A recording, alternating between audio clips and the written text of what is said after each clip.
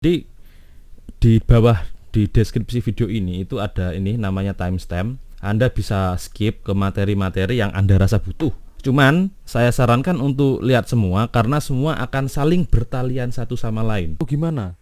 Banyak sering nanya, Pak, kalau saya tandai semua support resisten saya bingung. Nah, bagaimana cara mengatasi kebingungan itu? Entry-nya gimana? Kalau harga sudah mencapai support resisten mau gimana? Nah, saya jelaskan semua itu di video ini. Oke, support resisten. Apa itu? Opoku. Simpelnya support resisten itu tempat di mana harga pernah berbalik. Harga dari atas ke bawah mencolot ke atas. So, ini tempat ini itu adalah support. Jadi tempat di mana harga berbalik. So, kalau di teori dagang, itu beli ketika murah. Tuh waktunya untuk ngebuy ya. Chip, tahu ya chip ya. Chip itu murah artinya. Beli ketika murah dan jual ketika mahal. Dododot. Kalau mahal waktunya murah dan mahal itu acuannya apa dalam trading? Anda dagang, teorinya kan kalau Anda dagang beli ketika murah atau jual ketika mahal. So, acuan mahal dan murahnya apa? Gitu. Nah, ini support dan resisten di sini fungsinya. Jadi nggak hanya garis-garis itu, nggak. Support resisten itu ya kayak teori market. Mahal dan murah itu ditentukan support and resisten. Kapan kemungkinan waktunya untuk beli? Ketika harga berada di support. Ketika berada di support. Kapan jualnya? Ketika berada di resisten. Nah, support alias tahanan yang ada di bawah. Resisten. Sebenarnya kedua ini SR, support resisten, biasa dijak seperti itu. SR. Sebenarnya bolak-balik aja. Tahanan kalau yang ada di atas itu resisten. Resist. Nah, kalau di bawah itu support. Itu simpelnya itu. Nah, murah dan mahal itu ditentukan oleh sejarah masa lalu. Tahu ya? Sejarah masa lalu ketika mahal di mana? Oh, di sini. Nih, contoh deh skenario. Oke, kita kembali ke harga cabai ya. Harga Lombok cabai deh. Oh, dulu contoh ini ya, contoh. Oh, bulan lalu harga cabai mencapai 50.000 per kilo. Gitu. Bulan lalu harga mencapai 50.000 per kilo.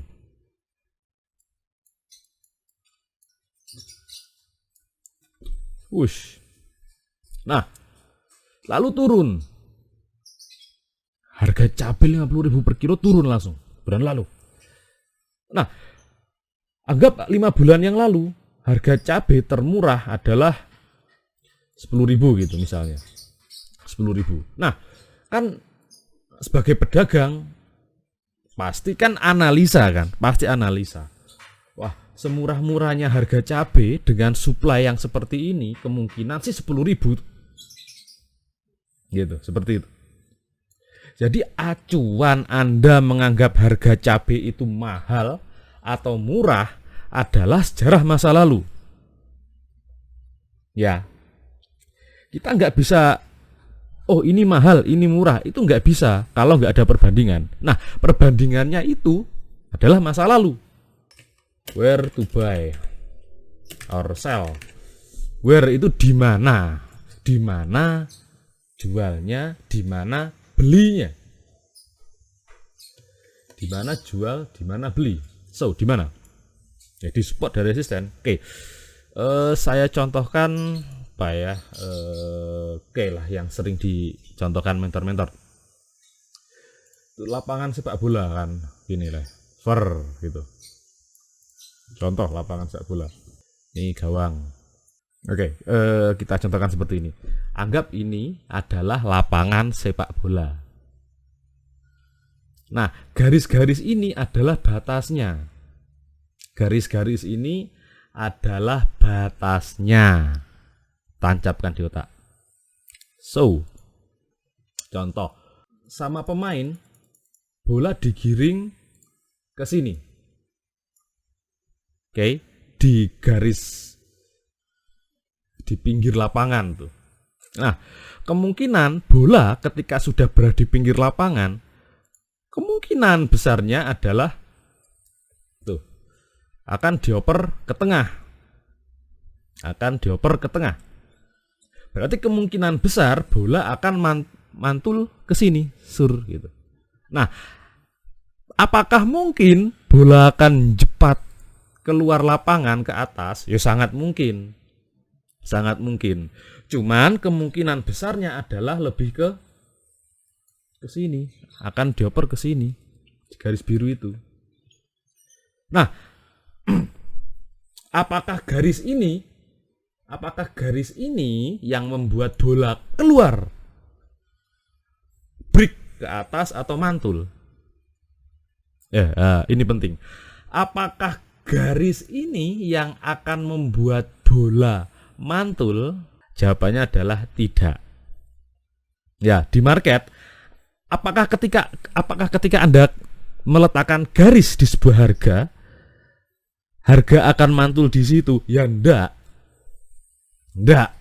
Camkan di otak. Apa yang membuat resisten itu kuat? Apa yang membuat resisten itu break? Apa yang membuat resisten itu jadi pantulan? Yang membuat pantulan atau break, yang memutuskan itu adalah playernya yang menggerakkan bola. Kalau di market adalah pelaku pasar. Contoh ketika sudah digiring ke sini.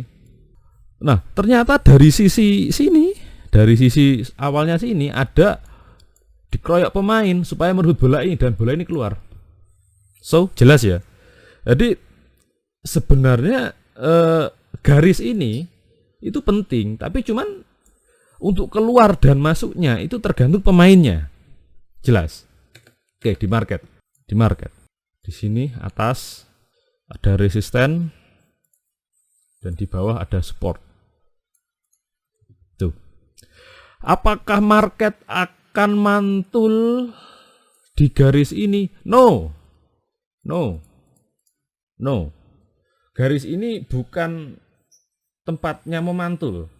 Tempat market bisa memantul karena perilaku si partisipan orang yang ada di market itu sendiri.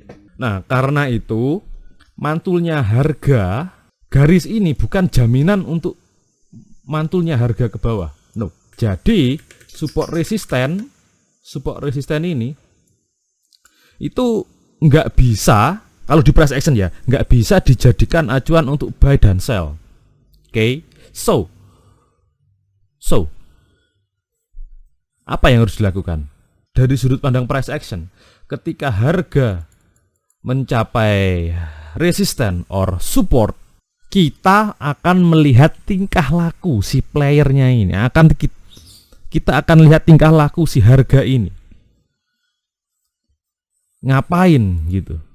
Ngapain sebelum kita buy or sell? Jadi kita nggak langsung entry di sini. No, kita nggak akan langsung, oh ada support, ada resisten. No. Langsung buy, langsung sell. No. Kita tunggu ngapain si harga itu. Ini satu-satu ya. Nanti kita akan bagaimana cara menentukan support resisten kita akan bahas. We will get there gitu. Nah, perilaku market, harga ke atas, oke. Biru adalah sejarah. Jangan pernah lupakan sejarah itu. Ketimbang kebolak-balik SR, garis SR, garis.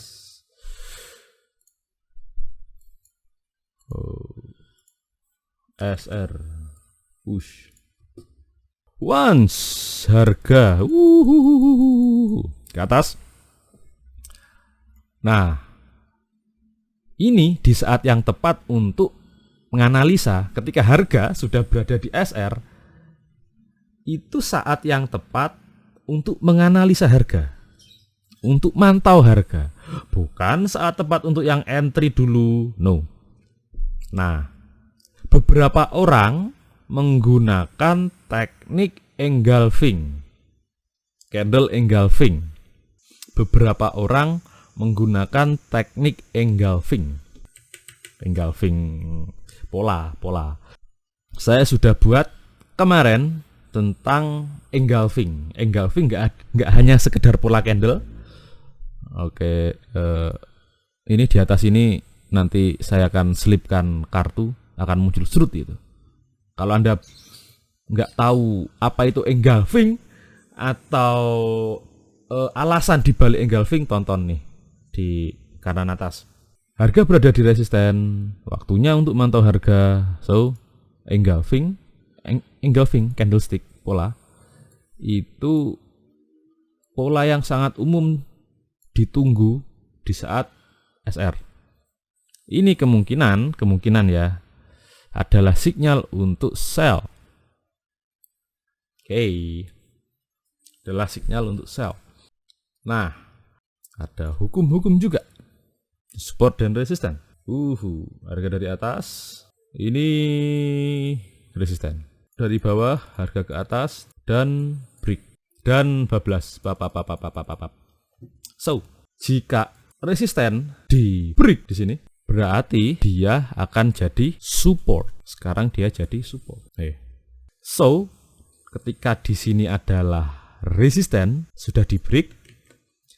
Sewaktu-waktu harga kembali dari atas, entah itu kapan, di sini ketika berada di sini harga, kita akan mantau harga, ancang-ancang, memutuskan untuk buy or sell or no. Jadi support jika di break akan jadi resisten. Jadi support jika di break akan jadi resisten, jika di break akan jadi support lagi, jika di break akan jadi resisten lagi gitu. Ya bolak-balik itu. Sebenarnya SR itu adalah entitas yang sama. Cuman bedanya kalau di atas resisten itu aja. Bawah support. Dong yang ini. Nah, sekarang kita praktek cara mencari zona support dan resisten. Piye carane? Mudah sekali. Ya, untuk yang udah lanjut sih. Cuman first Anda lihat di mana harga sekarang. Di sini. Ini ya. Sini. Untuk mempersingkat waktu, berarti kita akan lihat SR di sekitar sini. Di sini harga ya. Nih lihat ke kiri. Kita akan cari SR ke sini dan ke sini. Tuh. Nggak perlu jauh-jauh. Ini candle daily. Boom, bambo. Daily ya. Jika Anda mau intraday loh. Nah, sebenarnya Anda bisa untuk nanda ini Anda bisa gunakan indikator zigzag, cuman terkadang zigzag itu nggak beraturan. Maksudnya kurang akurat untuk SR. Saya lebih mengandalkan mata sendiri. Nah, pertama kita tandai dulu seperti ini.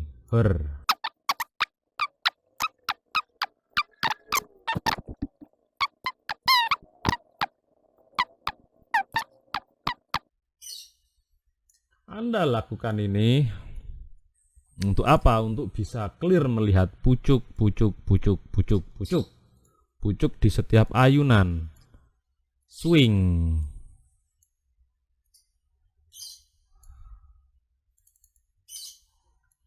Dulu saya pernah merekomendasikan menggunakan line chart, tapi cuman untuk latihan tok.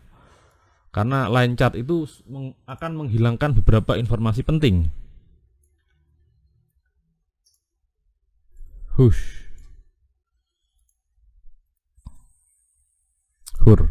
Oke, wes. Dah. Harga di sini. Sebenarnya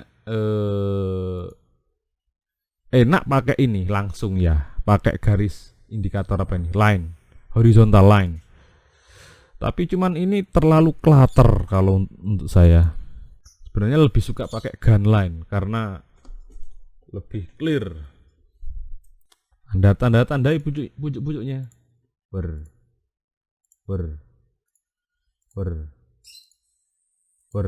Namanya pemula ya seperti ini latihannya. Cuman kalau Anda sudah terbiasa chart, itu malah bingung kasih ungu-ungu itu. Tapi karena untuk latihan ya seperti ini. Seperti itulah kurang lebih. Dan lihat hasilnya terlalu clutter. Terlalu berdempet-dempetan. Ya. Kalau Anda lihat seperti ini kan terlalu berdempet-dempetan dan cenderung bingung. So, apa yang perlu dilakukan? Apa yang perlu dilakukan selanjutnya? Nah, kalau Anda bingung, terlalu banyak SR, Anda malah mumet, wajah Anda kayak garis, gitu deh. Default. Anda clearkan aja di sini ya. Mata kita langsung tertuju pada zona-zona equilibrium. Oke, maksudnya apa? This base drop, base rally. Base drop. Di sini ada base drop. Di sini juga ada base drop. Base drop. Sini ada base drop juga. Base drop, base drop, base drop. Nah, di base drop ini kira-kira yang segaris dengan SR yang mana? Ini segaris kah? Oh ya, segaris. Ini segaris dengan ini. Nah, kurang lebih seperti yang ini. Thread 3, 2, dan 1. Oke, segaris. So, ini adalah zona yang kuat. Tuh kan bisa menahan harga di sini. Cepuk. Oke. So, atasnya lagi. Mana si tikungan-tikungan itu? Nikung. Oh, nikung. Mungkin agak kecil sih kemungkinannya. Sini. Oh, good one. Sini. Probably. Oke. Kemungkinan yang ini. So, yang dilakukan biasanya ya seperti ini. Gitu aja. Ya udah, kayak gini. Simple loh, nggak clutter terlalu dempet-dempet malah bingung. Oke, looks. Nah, zona base drop yang ada di kotak hijau didukung oleh SR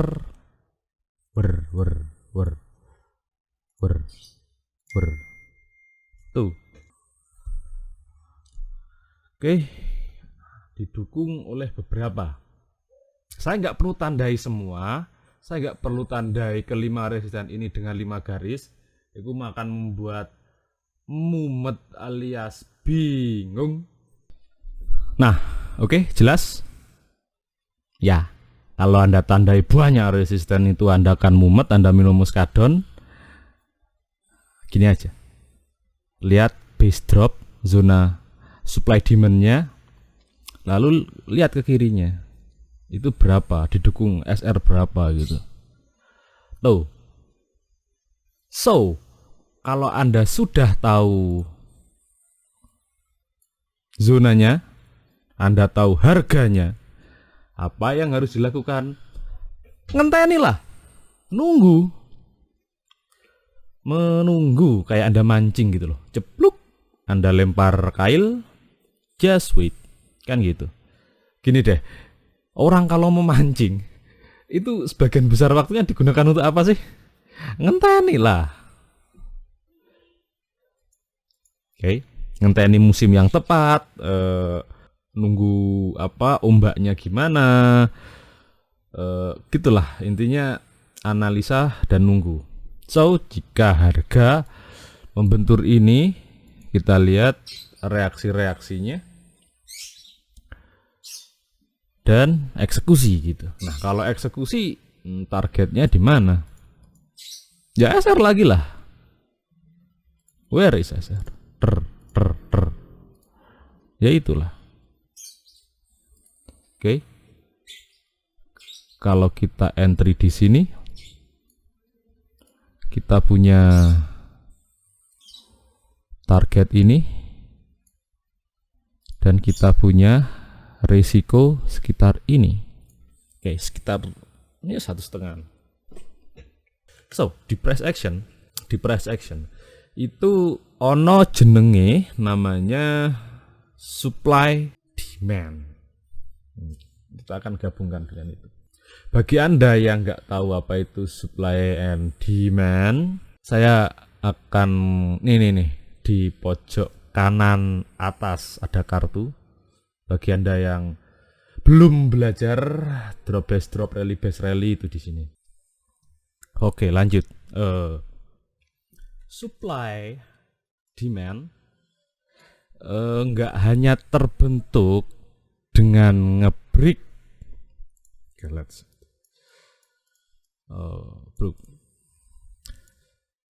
zona equilibrium supply and demand nggak hanya terbentuk karena ngebreak supply and demand. Rule-nya seperti itu, seperti support resistance tadi. Supply jika di break akan jadi demand, seperti halnya SR di break jadi support. But harga yang membentur supply, demand, dan retrace and lanjut ngebreak ini berarti ya. Nah ini jadi zona juga, entah lebih lebar atau lebih kecil, tergantung retrace-nya. Nah, supply demand juga terbentuk dari hasil ngebreak SR. Ini SR resisten. Harga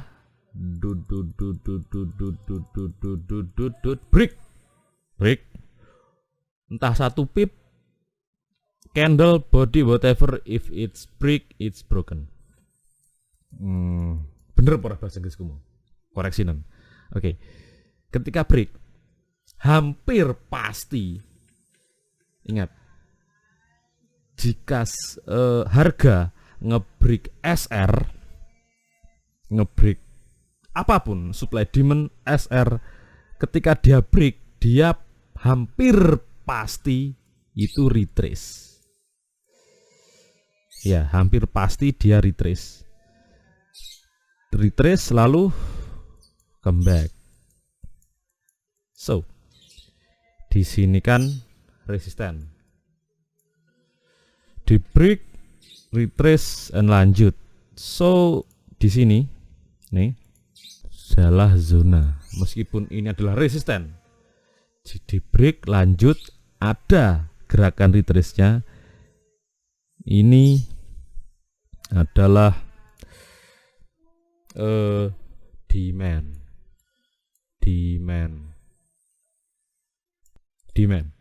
Dan jika sewaktu-waktu dia membentur sini, kita tunggu reaksinya sampai dia akan membalik lagi. Oke, so tuh resisten di break, hampir pasti dia akan break and retrace and lanjut. Oke, nah kalaupun kelihatannya dia bablas candle Marubozu, jika Anda zoom di sini, di zoom maksudnya kita jam ke time frame yang lebih kecil, itu pasti di situ ada retrace-nya kelihatan kayak gini.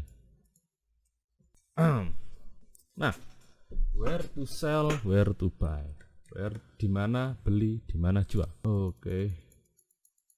Ngebreak, retrace, dan lanjut.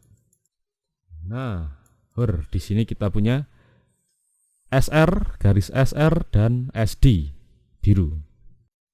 Ketika menghantam sisi ini, ketika menghantam sisi ini, ketika menghantam, apa yang perlu kita lakukan? We wait. Nah, nunggu untuk apa? Nunggu konfirmasi. Ya, nunggu konfirmasi. Konfirmasinya kayak apa? 1 itu di time frame yang lebih kecil atau di situnya saja, kalau udah kelihatan nggak apa-apa. Jadi di sini, di harga di sini, kalau Anda zoom itu ada kayak gini, naik dia buat benteng, lalu retrace, dan dia membentur zona. Ketika dia drop ke bawah, ketika dia drop dan break ini, dia retrace, kita bisa sell di sini. Ada skenario lain, ada skenario